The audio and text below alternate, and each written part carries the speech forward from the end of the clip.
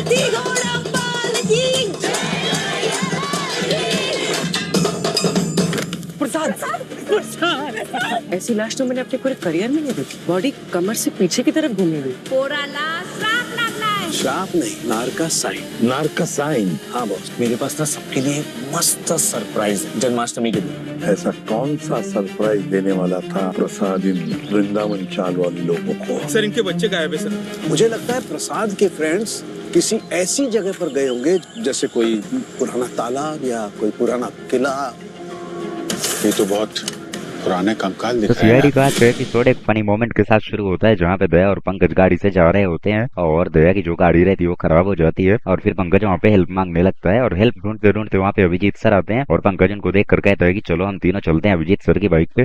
जिसपे अभिजीत बोलता है कि हम लोग ट्रिपलिंग नहीं कर सकते क्योंकि हम लोग खुद कानून से हैं। फिर वो बोलता है कि दया मेरे साथ जाएगा, बाकी पंकज तुम बाइक को लेकर आराम से आना। जिसपे पंकज कहता है कि सर आप मेरे से जरूर पिछले वाले केस का बदला ले रहे हो जो मैंने आपको गिफ्ट पकड़ लिया था। जिसपे अभिजीत कहता है नहीं, मैं प्रोफेशनल और पर्सनल लाइफ को अलग रखता हूँ, हालांकि बदला लेना होता है तो मैं दोनों से लेता हूँ। फिर उसके बाद दया पंकज को एक रुमाल देता है जिससे कहता है कि देखो कितना पसीना आ रहा है, लो अपना पसीना पोंछ लो। फिर पंकज अपना पसीना पोंछता है और उसका मुंह काला हो जाता है और वहाँ से एक लड़की पास होती है तो वो पंकज को देखते हुए हंसते हुए जाती है। जिसपे पंकज को लगता है कि उसको इसलिए देख रही है क्योंकि वो काफी ज्यादा हैंडसम है और पंकज बोलता है कि थैंक गॉड आपने मुझे इतना हैंडसम बनाया कि लोग मुझे देखते रहते हैं। फिर वो शीशा देखता है बाइक में तो पता चलता है उसको कि उसका मुंह काला हो गया था, इसलिए वो लड़की हंसते हुए देख रही थी। फिर केस शुरू होता है जहाँ पे हमें शुरू में ही सीन दिखाया जाता है कि एक डॉक्टर है जो कि एक डेड बॉडी को एनालाइज कर रहे होते हैं। जिसपे वो बताती है कि इसका नाम रौनक है, उम्र 24 साल है और मौत की वजह है बाइक एक्सीडेंट। फिर वो सीन आता है जहाँ कई सारे बाइकर्स रेस के लिए तैयार हो रहे होते हैं। यहाँ पे बहुत सारे बाइक रेसर्स होते हैं जैसे विपुल, आदित्य, रौनक, शिवम, अर्जुन। और फिर उसके बाद वहाँ पे जो रौनक होता है जिसकी मौत हुई है अभी, वो बोलता है कि रेस में जो पीछे आएगा वो सब कड़ी स्पॉन्सर करेगा और रेस शुरू हो जाती है। उन लोग को रिकॉर्ड करने के लिए पीछे से एक कैमरामैन होता है जिसका नाम जय होता है और वो उनको शूट करता है रौनक की कार में बैठकर। फिर उसके बाद अगला सीन दिखाया जाता है जिसमें रौनक बाइक से फिसलकर नीचे गिर जाता है। फिर डेड बॉडी वाला सीन आता है जिसपे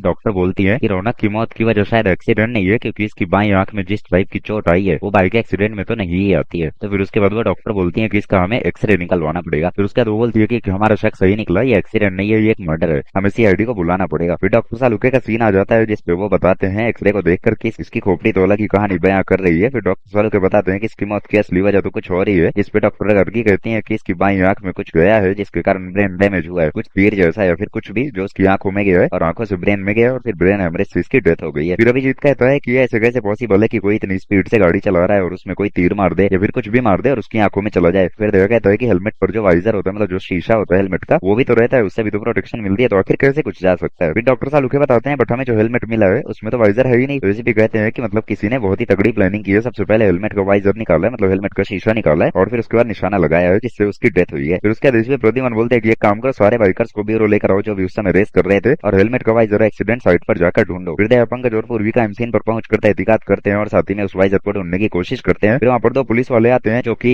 उस रेस का फोटो और वीडियो दिखाते हैं जिसमें हमें साफ दिख रहा होता है कि जो वाइजर था वो पहले हेलमेट में था रौनक के। तो दया बोलता है कि मतलब कहीं बीच रास्ते में ही उस वाइजर को निकाला गया है क्योंकि एक्सीडेंट के बाद वाइजर मिला नहीं। फिर हमें ब्यूरो का सीन दिखाया जाता है जहाँ इस प्रद्युमन पूछते हैं कि रेस हो क्यों रही थी, आखिर क्या वजह थी, कोई शर्त लगी थी या क्या था। जिसपे सारे रेसर्स बताते हैं कि एक सेलिब्रेशन थी। तो उस पे एक बाइक रेसर बताता है कि उसका सिलेक्शन हुआ था नेशनल लेवल मोटरसाइकिल रेसिंग में जिसके कारण हम लोग सेलिब्रेट कर रहे थे। जिसपे रौनक ने कहा था कि हम लोग को इसको सेलिब्रेट करना चाहिए और वो बाइक वगैरह हायर करके लेकर आया था जिसके बाद इन लोग एंजॉय कर रहे थे। फिर अभिजीत पूछता है कि ये फिर जश्न मातम में कैसे बदल गया, उसके बारे में बताओ थोड़ा। इधर दया, पूर्वी और पंकज को वाइजर नहीं मिल रहा होता है। फिर दया कहता है कि किसी ने जानबूझकर गायब किया है वाइजर। इधर उसके दोस्त बताते हैं कि रौनक बहुत बेस्ट राइडर था, वो कब गिरा हमें तो पता भी नहीं चला और जब रेस कंप्लीट हुई और हम लोगों ने काफी देर तक इंतजार किया और रौनक नहीं आया तो फिर हम लोगों ने पीछे जाकर देखा तो हमें वहां पर रौनक मिला।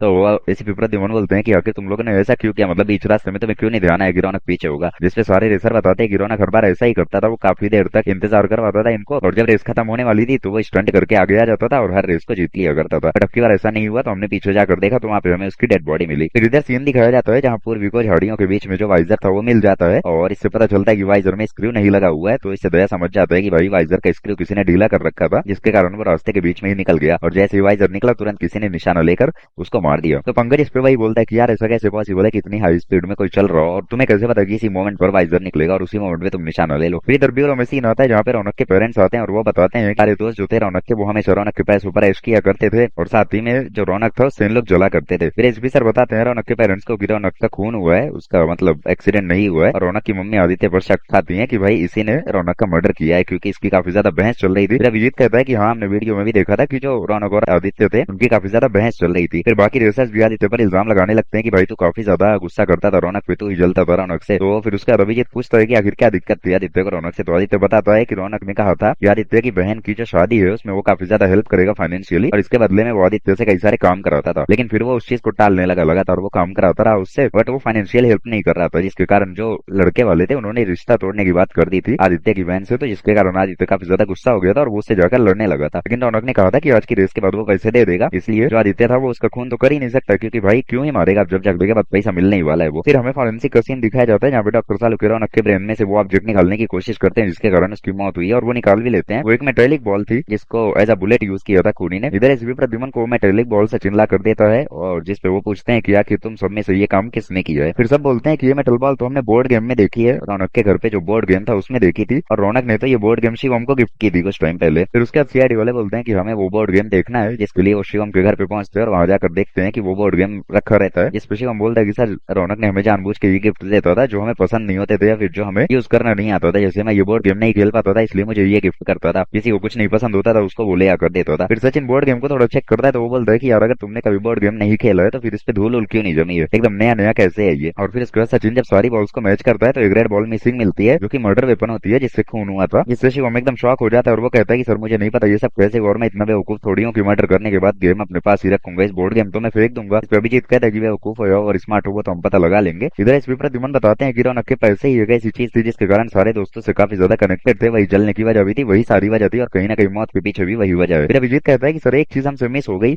हम लोगों ने इस बात पर ध्यान नहीं दिया कि उसके दोस्तों ने बताया था कि रौनक ने 6 बाइक हायर की थी और रौनक के पास तो खुद की बाइक थी, तो आखिर वो 6 बाइक्स को अगर हायर किया था तो फिर छठा राइडर था कौन। फिर अभिजीत ये सवाल शिवम से जाकर पूछता है कि भाई तुम बताओ आखिर ये बाइक 30 बाइक थी किसकी, जिसपे शिवम बताता है कि सर वो 6th बाइक राइडर निखिल था, लेकिन वो आया नहीं, उसने कॉल भी नहीं उठाया, इवन एक्सीडेंट के बाद भी अभी तक हमें मिला नहीं है। फिर अभिजीत उससे निखिल के घर का एड्रेस वगैरह लेता है और इधर दया पंकज पूर्वी फिर से क्राइम सीन पर आ जाते हैं और वो पता लगाने की कोशिश करते हैं कि वो मेटेलिक बॉल आखिर चली कहाँ से है। फिर उसके बाद उन लोग सोचने के बाद पता भी लगा लेते हैं कि यार वो मेटेलिक बॉल शायद इन झाड़ियों में से चली है। वो लोग ये सोचने लगते हैं कि आखिर ऐसी कौन सी गन थी जिसके कारण इतना तगड़ा प्रिसीजन था कि भाई वो मेटेलिक बॉल सीधा उसकी आंखों में लगी और वो वहीं पर मर गया। इधर अभिजीत निखिल के घर पहुंचता है जहाँ पे निखिल नहीं मिलता है उन लोगों को, काफी ज्यादा उन लोग दरवाजा पीटते हैं। फिर उसके बाद पीछे देखते हैं उन लोग कुछ हलचल चल रही होती है, तो फिर सचिन और अभिजीत पीछे जाते हैं, वहाँ पे उनको 2 बंदे मिलते हैं जो कि बताते हैं कि वो मतलब किराए पर रह रहे थे यहाँ पे और काफी दिनों से उन्होंने भाड़ा नहीं दिया था और इसीलिए उन लोग भागने की कोशिश कर रहे थे। उन लोग ये भी बताते हैं कि जो निखिल है वो कल सुबह रेसिंग के लिए गया था, तब से गायब है। फिर अभिजीत सचिन को निखिल का कॉल ट्रेस करने के लिए बोलता है और कॉल ट्रेसिंग से इन्हें पता चलता है कि जो निखिल है वो एक हॉस्पिटल में एडमिट है, जहाँ पे डॉक्टर बताते हैं कि ये सड़क पर मिला था और किसी अजनबी ने इसको एडमिट करवा दिया यहाँ पे। फिर अभिजीत निखिल से बताता है कि रौनक का मर्डर हो गया है, जिसपे सचिन उससे पूछता है कि तुम कहाँ थे, तुम आखिर आए क्यों नहीं, जिसपे निखिल बोलता है कि सर मैं रेसिंग के लिए ही निकला था लेकिन बीच रास्ते में भी मुझे चक्कर आने लगे थे और मैं बेहोश हो गया। डॉक्टर बताते हैं कि इसने कोई बर्फी खाई थी जिसमें नींद की दवा थी, जिसपे निखिल बताता है कि यार ये बर्फी तो मुझे अर्जुन ने लाकर दी थी, मैंने अर्जुन से ही बर्फी खाई थी। जिसके बाद सीन फ्लैशबैक में जाता है जहाँ पे लोग उस मोमेंट को याद करते हैं जब अर्जुन बर्फी लेकर आया था, जिसपे बेसिकली अर्जुन जो था वो बर्फी रौनक को खिलाना चाहता था, क्योंकि मे भी उसका टारगेट ये हो कि रौनक को वो सबक सिखाए, लेकिन क्योंकि रौनक उसको चीप बोलकर नहीं खा रहा होता है, लेकिन अर्जुन काफी ज्यादा फोर्स करता है, लेकिन उसके बाद भी वो नहीं खाता है, तो फिर उस बर्फी को फाइनली निखिल खा लेता है। तो उसको अगली सुबह चेक कराने लगते हैं और रेस में जाते समय बीच में ही बेहोश हो जाता है, जिसपे सचिन समझ जाता है कि वो बर्फी रौनक के लिए लाई गई थी, लेकिन बाय मिस्टेक निखिल ने खा ली। और उसके बाद जब इन लोग पूछताछ करते हैं अर्जुन से तो वो एक्सेप्ट करता है कि इसने जानबूझ के रौनक को मिठाई खिलाई, क्योंकि वो चाहता था एक बार रौनक की भी इंसल्ट हो, जैसे वो सबकी इंसल्ट करता है, सबको अपने पैसों से नीचे दिखाता है। बट अर्जुन सिर्फ उसको एक बार रेस हराना चाहता था, इसलिए बर्फी लाया था, मारना नहीं चाहता था उसको। जिसको डॉक्टर सालुके उन्हें बताते हैं कि जो मर्डर वेपन था, मतलब जो मेटेलिक बॉल थी, उस पर उन्हें 2 खास चीजें मिली है। एक तो उन्हें किसी टाइप का ऑयल मिला है और साथ ही में टेलकॉम पाउडर भी मिला है। इसके बाद अभिजीत कहता है कि यार पेंट बॉल से फायर हुआ होता तो उसमें कोई ऑयल हो सकता है, लेकिन टेलकॉम पाउडर कहाँ से आएगा। फिर उसके बाद अभिजीत का शक इस पे जाता है कि यार कोई गुलेल भी तो हो सकती है, क्योंकि गुलेल में एक रबर बैंड होती है और रबर बैंड में जनरली टेलकॉम पाउडर लोग लगाते ही है। फिर इन लोग का शक जब गुलेल में चला जाता है तो इन लोग समझ जाते हैं कि शायद गुलेल से डेथ हुई है। फिर अभिजीत कहता है कि जरूर ये वैसा आदमी है जो आसानी से रौनक पर एम कर सके और हेलमेट के साथ छेड़छाड़ भी कर सके, मतलब रौनक का कोई करीबी होगा, और साथ ही में वो आदमी जरूर रेस में भी नहीं था। तो इनका शक फिर उस कैमरा मैन पे जाता है और तुरंत वहाँ पर सचिन आता है और वो बताता है कि जय के बारे में कुछ ऐसा पता चला है जिससे उनका मोटिव हो सकता है। फिर जय बताता है कि रौनक को अच्छे से पता था कि जय उससे अच्छा राइडर है, इसलिए उसने जय को कभी भी रेसिंग करने का मौका नहीं दिया और कैमरा मैन बनाकर छोड़ दिया ताकि वो उसकी वीडियोस बनाकर सोशल मीडिया पर डाल सके। फिर जय को अभिजीत बताता है कि तुम रौनक के डैडी की कंपनी में काम किया करते थे और वहाँ से तुम्हें निकलवा दिया गया था, कहीं यही वजह तो नहीं कि तुमने रौनक के साथ ऐसा कुछ किया। जिसपे जय बताता है कि नहीं सर, ऐसी कोई वजह नहीं थी। हाँ ये सच है कि मतलब वो रौनक के डैडी की कंपनी में काम किया करता था और जो रौनक के डैडी थे वो काफी ज्यादा खुश रहा करते थे उससे, इसलिए उसको प्रमोशन भी करने वाले थे। लेकिन इस बात से रौनक काफी ज्यादा चिढ़ गया था और इसी के कारण जो रौनक था वो अपनी डैडी से बोलकर जय को वहाँ से जॉब से निकलवा देता है। लेकिन जय की जॉब लग गई थी अब दिल्ली में और वो बहुत ही जल्द दिल्ली में शिफ्ट टेस्ट होने वाला था। इवन वो रिकॉर्डिंग भी इस रेस की इसलिए कर रहा था क्योंकि रौनक को एक गिफ्ट देना चाहता था, तो उसके पास कोई मोटिव बचता नहीं है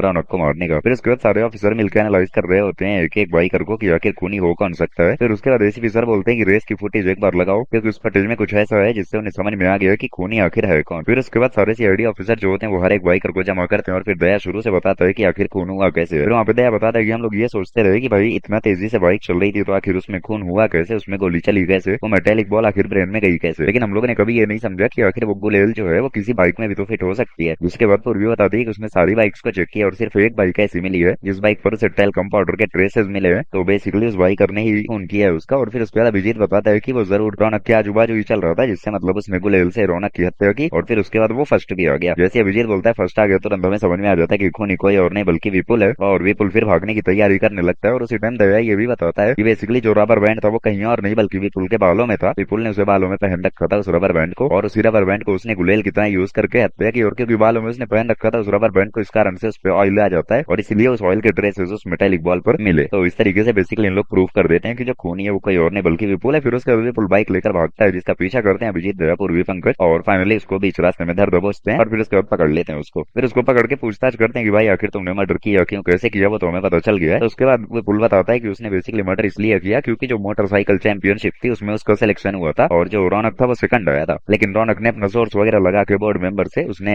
डिस्क्वालीफाई करवा दिया और खुद फर्स्ट आ गया और उसका सिलेक्शन हो गया। तो बेसिकली विपुल का जो ड्रीम था एक चैंपियन रेसर बनने का, वो ड्रीम रौनक के कारण खत्म हो गया था, जिसके कारण उसने प्लान किया कि भाई वो मर्डर कर देगा। तो इस तरीके से मतलब उसने उसका मर्डर किया था। फिर उसके बाद अभिजीत कहता है कि तुमने उसका नहीं अपने सपनों का ही खून कर दिया क्योंकि तुम्हें और भी मौके आगे चल के मिल जाते, इसके लिए ऐसा स्टेप